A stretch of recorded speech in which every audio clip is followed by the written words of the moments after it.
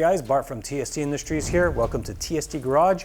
As you can see in front of me, I do have a Kawasaki KLX 230 here in the shop. We've replaced the OEM fender and OEM fender lighting with our integrated taillight package here. And the symptom I am having is hyperflash from my signaling system. This usually occurs because the OEM setup and the OEM relay is configured to use incandescent light bulbs in the signals. These draw much more current than LED signals like you see here inside our LED taillight. Because we're drawing much less current, the signaling relay is now throwing up an alert saying, hey, something is off about your setup. That is just how these are configured, and to combat that, historically people had to wire in resistors and up the current draw, but nowadays there are LED specific flasher relays available. TST Industries manufactures such relays. This is a direct replacement for the relay in this bike. Uses the same plug. I will show you in this video all the steps necessary for the replacement of the relay. And as a bonus, I'll also demonstrate how to adjust the flash rate inside this relay should you choose to alter it from the 85 cycle per minute rate that is the OEM rate that this arrives with. Now let's go ahead and remove some of the components here, get access to the relay, and I'll show you all the steps necessary. Let's get going. Let's go ahead and remove the left side plastic panel. That is done by turning the key in the cylinder, dislodging these friction fasteners from their grommets, and then pulling back on the entire panel to disconnect these interference geometry locks. On the right side of the motorcycle, this panel has two 8mm head fasteners, so I'm going to remove them with a socket. And now I'm going to switch over to a 10mm socket. This particular bike has the seat strap removed and eliminated, so we have this and this fastener not connected to anything. They're just in the frame. If you still have the strap, these will have to come out first. They're 8mm head, and then we'll get to these guys. These are 10mm head. Now at this point, the seat's free to come out. In a swooping motion, we will move it down, back, and up. That disconnects this tab from under the tank and this interference geometry from its receiving end here. Okay, so now let's identify the relay. This is the component we are after. I'm going to slip it off by pushing down on it. It does have a hanging window here in this rubber boot. Interface is here. I'm going to disconnect it and then connect our new TST Industries relay in. There's only one way to fit this in, so no big deal. I'm going to go ahead and power this thing up. See what we're working with here. All right, we have proper 85 cycle per minute flash rate. I did promise you guys that I will show you how to get into this relay and make the adjustment. We do have these little windows here. If you use a small flathead screwdriver, you can pry that open and pop it out.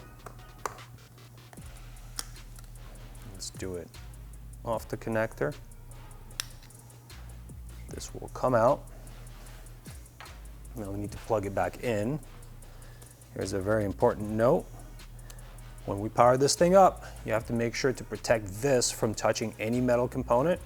If any of these conductors here connect to each other or short to this, you may blow up a fuse, or even worse, you may blow up the electronics on here. So while we're adjusting, we will make sure this doesn't touch anything else. I'm going to be using a small Phillips head screwdriver in this potentiometer here. I'm going to make my adjustment visually and turn on a signal that I can see, and then rotate that adjuster one way, and clockwise we have slowed it down quite a bit.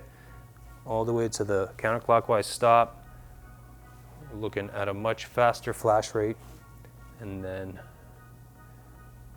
I can adjust this to some rate that is pleasant to my eyes. Just a note here, there is a delay between the adjustment being made and then it taking effect, so give it about 5 seconds before you judge it and change the rate. Once you've arrived at a rate that is to your liking, you can go ahead and replace the grate cover on here. There is a channel that accepts the circuit board into the housing, snap it on, and it's good to go. Now,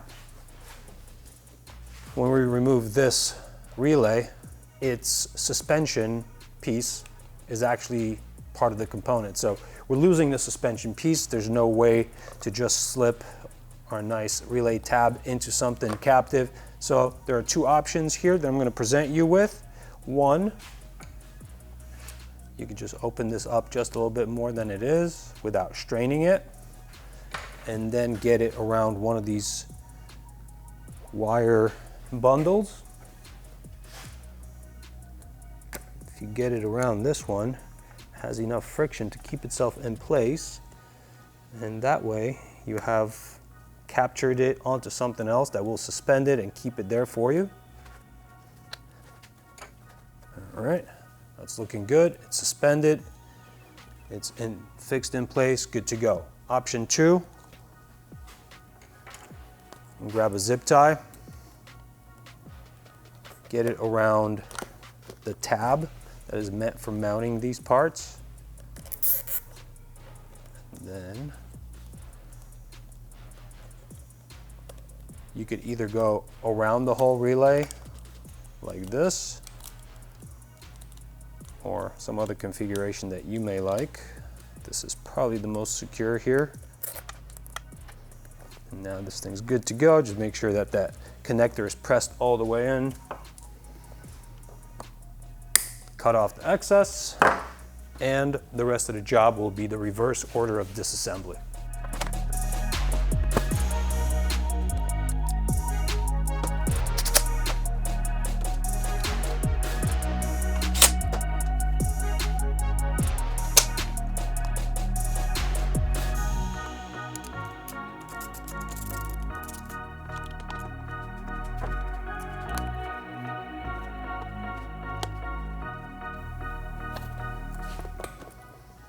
And that's it.